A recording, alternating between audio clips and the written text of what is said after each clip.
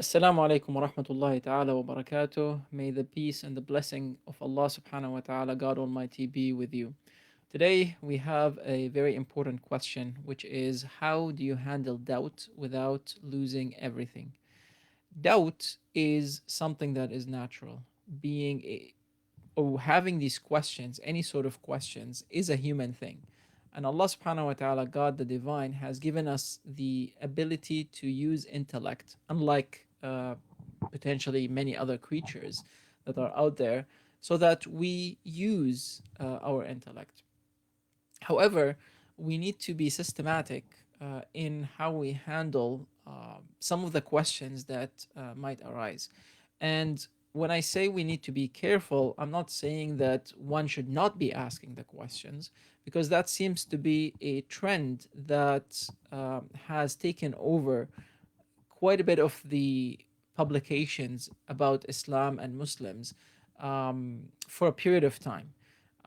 So every time you go to the internet, you're trying to basically Google how to handle doubts as a Muslim.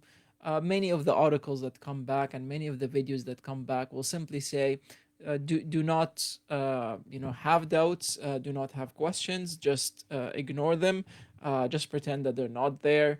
Or if somebody is trying to answer some of these questions, they might say, here's the answer, but you should not be thinking about this anymore.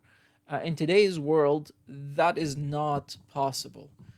In every corner that you walk, in every street that you cross, in every video that you watch, you will have questions. Even those videos that come from Pixar or Disney that supposed to be entertaining, they pose some deep questions about spirituality, about the divine, about observation, about science, and they sometimes in a very hidden way they communicate things, they communicate beliefs that might seem very contradictory to the Islamic approach to it. I'm not here to answer all these questions. However, I'm here to provide an experience that I have, an approach that I've been using for many, many years in my life. It is impossible to answer all the questions that might arise immediately. Um, However, it's possible to file them and park them somewhere in your head, in your mind, and then with time you start answering them one after the other. And the approach that I will tell you is going to be used differently by different people. Some people, when a question or a thought crosses their mind, they they might try to completely ignore it and put it, completely away, and not acknowledge it. And doing so, it might work for them, but for many others, it wouldn't work because they wouldn't be able to stop thinking about it. For some other people, the moment a thought comes to mind and the moment a question comes to mind, they want the answer now, and just that desire to get the answer now, or everything else will be collapsing, the whole world will be ending, is also problematic. So, how do you go about handling this in a sophisticated way, if you will? Well, questions are natural. When a question comes to mind, decide if it is important for you or not. Is this something that is worth your time to look for an answer for?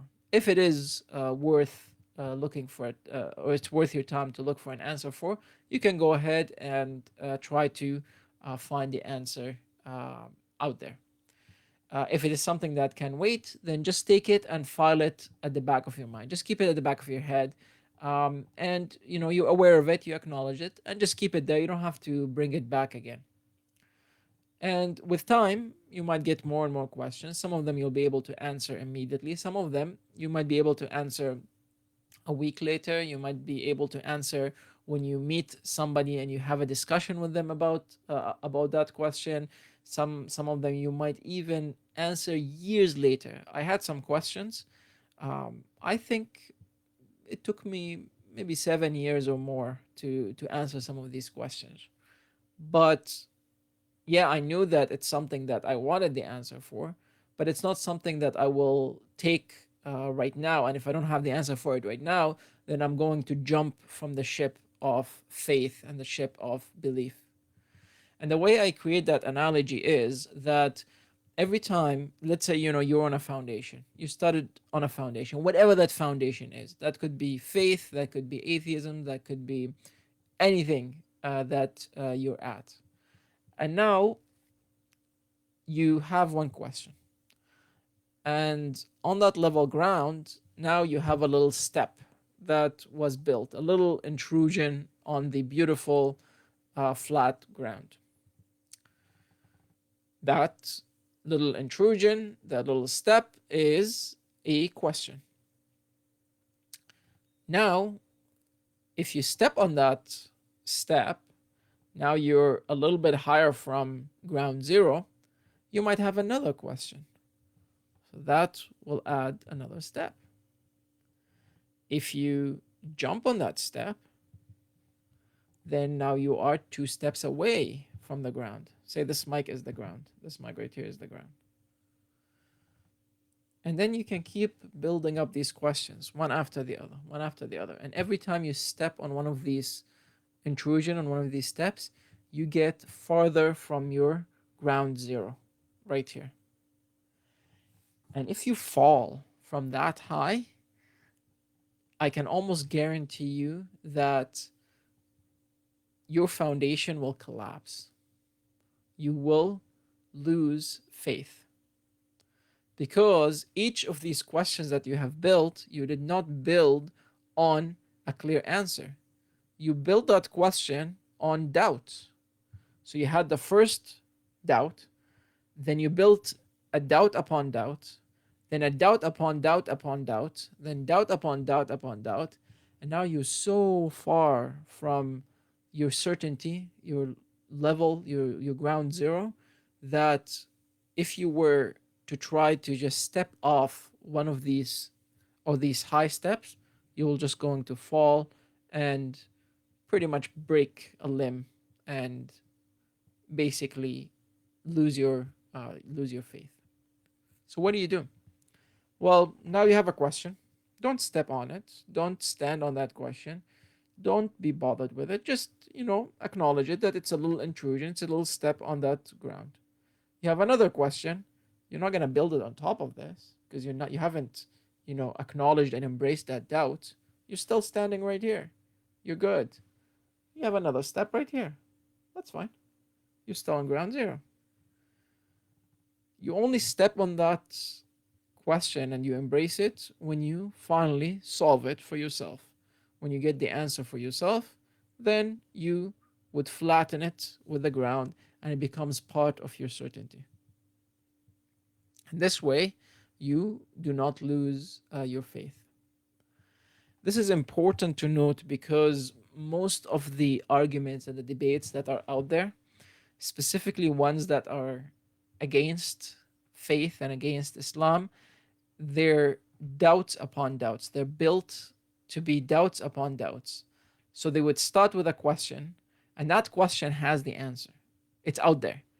But before they find the answer and before they allow people to find the answer, they would pose another question and another question and another question. And they would keep going until you feel that there is no ground zero.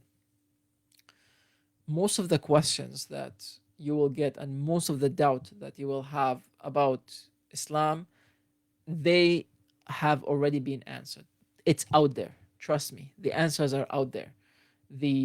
Ask people who have been in this field for a very long time. They will tell you the answers are out there. So that should give you a little bit of comfort that if you got a doubt of some sort, you're not the very first person to get that doubt. You're not the very first genius to pose that question. So relax, breathe. You don't need to be anxious.